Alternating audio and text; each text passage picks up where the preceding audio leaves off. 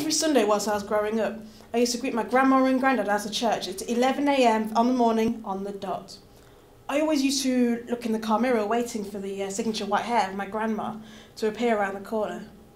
They always used to treat me to a McDonald's on a Sunday. But before we used to go into town, me and my grandma, we were dropped off at Abbey Park, and we used to walk into town and have a long talk along the way. My granddad used to get dropped off in town though, as he struggled to walk, and as he got older. We always used to walk the exact same way through the park, and this particular day it had been raining slightly, but it was fairly warm. As we began to walk past the miniature railway, both me and my grandma noticed something darting around above our heads. All of a sudden, almost out of nowhere, this crow began to dive bombing towards us, towards our heads. It must have been my grandma's protective nature, but she got out her umbrella in the air and started to wave around frantically.